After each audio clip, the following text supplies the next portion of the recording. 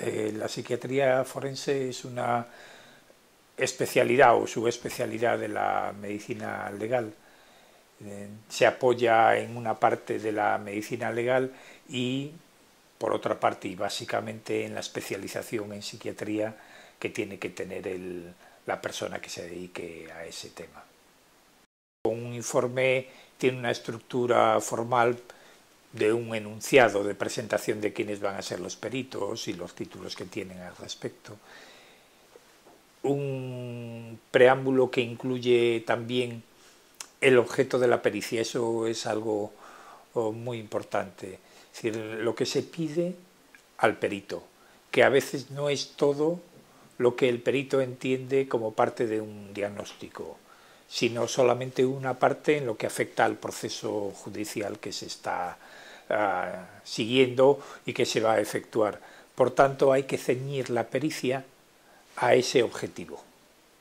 Eso significa que el material que ha de buscarse, analizarse o evaluarse tiene que estar en relación con ese objetivo. O sea, es como un preámbulo inicial. Luego hay una metodología que normalmente incluye la entrevista, si hay un imputado, con el imputado, con terceras partes, ¿no? Otras personas que pueden tener que ver con el caso. Si es un procedimiento en que hay una víctima, se evalúa naturalmente también a la víctima en caso de violencia de género o agresión o abuso sexual o violencia doméstica, maltrato. Bueno, cuando hay una víctima se analiza naturalmente a la víctima y a veces al entorno de la víctima. O sea que hay una parte de entrevista que es básica, siempre que hay una persona imputada. Luego hay una parte normalmente documental, toda la documentación que se va generando en el proceso judicial, desde los, digamos, elementos preliminares hasta la documentación que se va añadiendo en el curso del proceso. Eso en lo que afecta al objetivo de la pericia es fundamental analizarlo con calma. Es un proceso laborioso pero básico, saber en conjunto de qué va el problema desde el punto de vista jurídico y cómo ha ido dando los pasos. Luego se hace una evaluación general que tiene como una parte más clínica, ¿no? Como si fuera una evaluación diagnóstica al uso, pero que tiene una segunda parte imprescindible y que es la que acota el papel del perito, que es las consecuencias legales para ese caso, ¿no? Y para ese objetivo de pericia que tiene el trastorno, es decir, en el momento en que se produjo.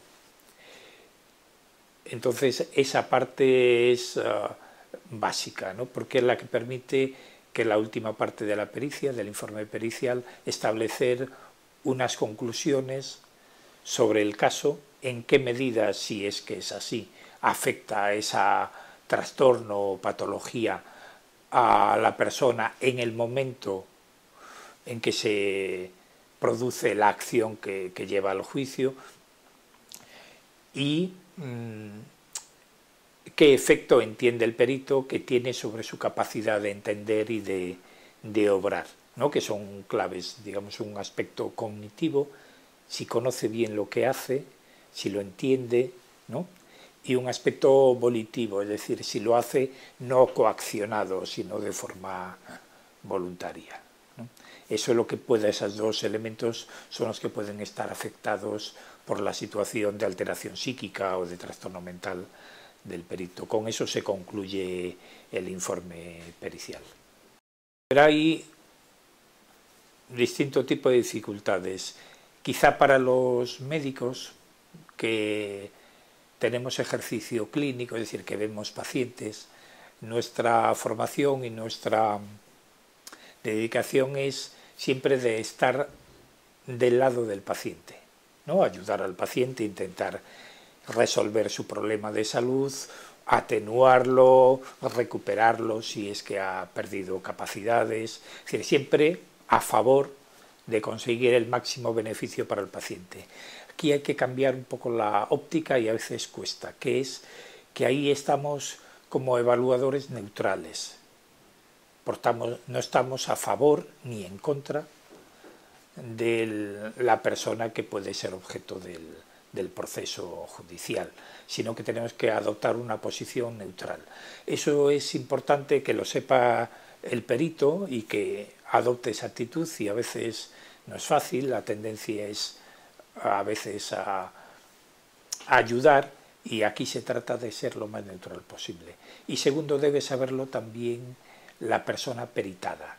Es decir, la persona a la que se entrevista debe saber que nuestra posición en la pericia no es la de médico a favor de él, tampoco en contra, ¿de acuerdo? Sino como un elemento auxiliar para la buena toma de decisiones del tribunal o del juez que determine la sentencia, ¿no? Por tanto, esa posición de neutralidad es difícil. Y eso es una...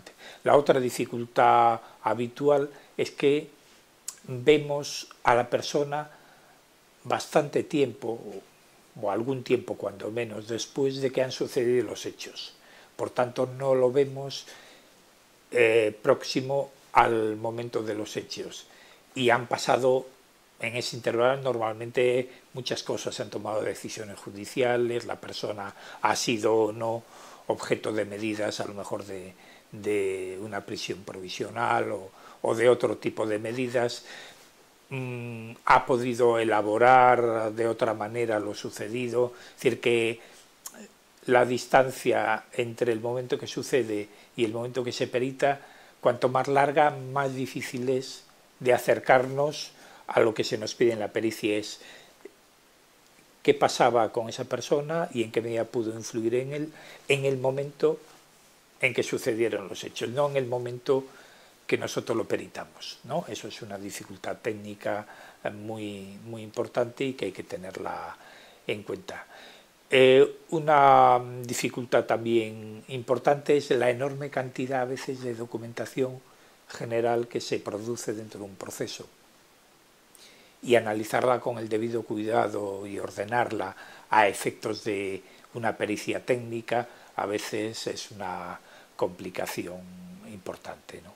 Por tanto, quizá esas dos cosas yo la destacaría. Primero, la posición de neutralidad, de sentirse como alguien que ayuda a la mejor toma de decisiones posible desde el punto de vista técnico. Segundo, la distancia entre los hechos y la pericia. ¿No? Hay unos baremos y hay unos equipos que lo hacen, pero puede ser en su momento también objeto de pericia. La normativa de violencia de género de 2004, la Ley Integral de Protección, ha abierto un campo también muy amplio para pericias en ese ámbito, en que hay víctimas y hay teóricamente un maltratador, ¿no? Ese mismo campo en el tema del abuso o la agresión sexual ya venía de atrás, y eso es otro campo importante de maltrato, niños, mujeres, personas generalmente vulnerables, discapacitados, ancianos, es otro elemento.